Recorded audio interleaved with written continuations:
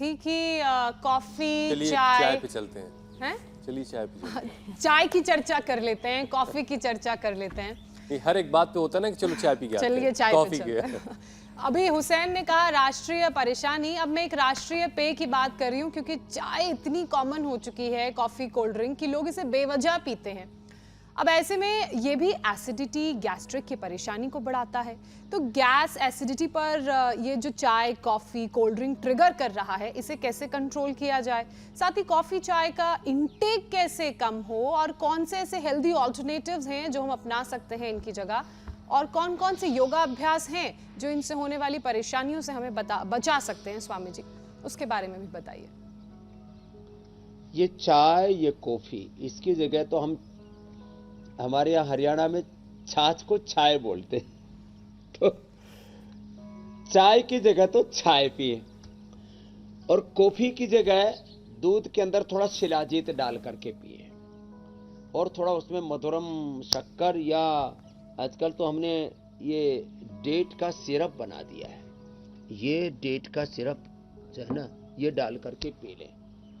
दूध के अंदर थोड़ा शिलाजीत डाल करके पी लें। कॉफी का भी बाप है और इससे पेट का कोई नुकसान नहीं होगा, पाचन अच्छा रहेगा। अब मंडूकासन, योग मुद्रासन के बाद पेट के लिए एक तो उत्थित पद्मासन हमने कई बार बताया, अंगुलियों पर अथवा मुट्ठियों पर पूरे शरीर के वजन को ऐसे उठा देते हैं। ये बड़ा चैलेंजिंग होता है वैसे तो लेकिन हो जाता है, तो पाचन इतना अच्छा हो जाता है, कड़ाके की भूख लगती है।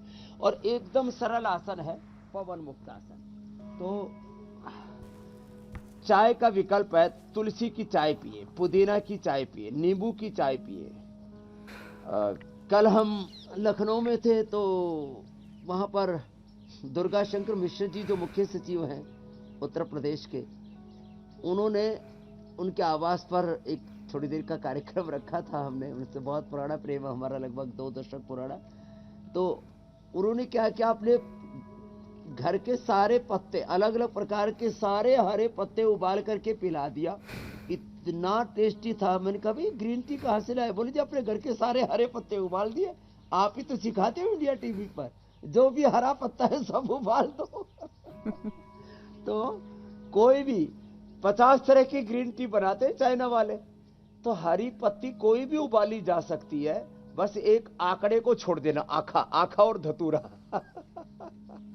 अब किसी को कोई भांग उबाल देगा तो फिर तो समाधि थोड़ी ज्यादा लग जाएगी तो आंकड़ा भांग और धतूरे को छोड़ करके बाकी सारी कोई भी हरी पत्ती उबाल करके पी सकते हैं। तो 50 तरह की, 100 तरह की, चाइना की तरह। हम चाइना में गए जब पहली बार, तब देखा वहां 50 तरह की ग्रीन टी थोड़ी थोड़ी करके पिला रहे। तो ये ग्रीन टी उसका विकल्प है। चाय का और कॉफी का विकल्प मैंने बता दिया, दूध में शिलाजीत और डेट।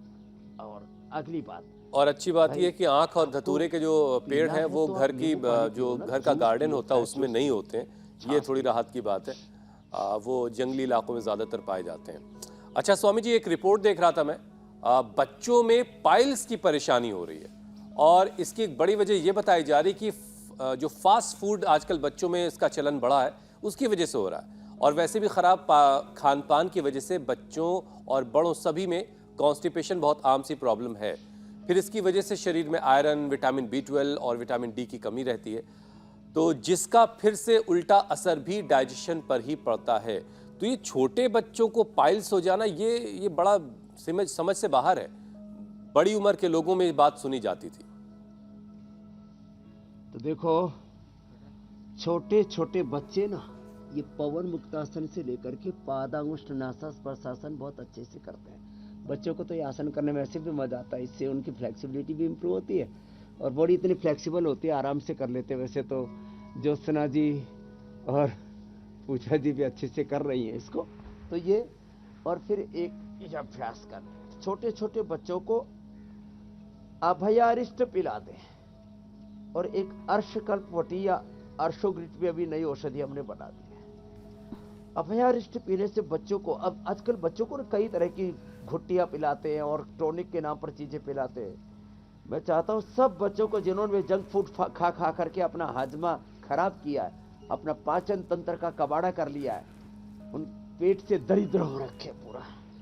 तो ये पाचन तंत्र का जो षड्यंत्र हुआ है, उसके लिए बच्चों को सर्वांगासन, बच्चों को हलासन ऐसे पहले सहारे के साथ कराए, बाद में तो बिना सहारे के भी हो जाता है। ये कराना चाहिए बच्चों को। सर्वांगासन 1 से 2 मिनट, हलासन 1 से 2 मिनट। और बच्चों को तो बचपन से ही ये शीर्षासन कराने की आदत डालिए। कभी जिंदगी में पाइल्स नाम की बीमारी होगी ही नहीं। और बच्चों को अभयारिष्ट जरूर दिया करें। छोटे बच्चों को 1 चम्मच, बड़ों को 2 चम्मच पानी में मिला के दे दे। इससे बेहतर पाचन तंत्र के लिए कुछ हो ही नहीं सकता और बच्चों को पाइल्स की समस्या कतई नहीं होगी। और इसके अलावा ना एक पॉइंट है, ये जरूर सीख ले सब। ये अंगूठे के नीचे यहां से दबाते हैं ये, और इधर भी ये पॉइंट है। तो ये अंगूठे के नीचे की तरफ कलाई के ऊपर ये लास्ट में जो उठी हुई सी हड्डी है ना, ये इधर अंगूठे की तरफ बाहर की ओर ऐसे, ये यहां पर, और इधर ये इस टखने के नीचे यहां पर ये पॉइंट दबाने से ऐसे ही, हम तो इसको दोनों तरफ ऐसे ही पद्मासन में बैठ के ऐसे ही दबा लेते, और इससे जो है ये कपालभाति भी कर लेते हैं। ये बेस्ट है सभी प्रकार के पाचन रोगों के लिए और बवासीर के लिए परमानेंट इलाज। बवासीर के लिए हरड़, नीम की निमोली और बकायन, एक नीम जैसे दूसरा मीठा नीम बोलते हैं कोई उसको, बकायन बहुत जबरदस्त होता है। तो बकायन का बीज, नीम का बीज, निमोली और हरड़, इसका पाउडर करके और उसको खिला देते हैं 2-2 ग्राम, छोटे बच्चों को 1, बड़ों को 2। ये बवासीर की परमानेंट औषधि होती है।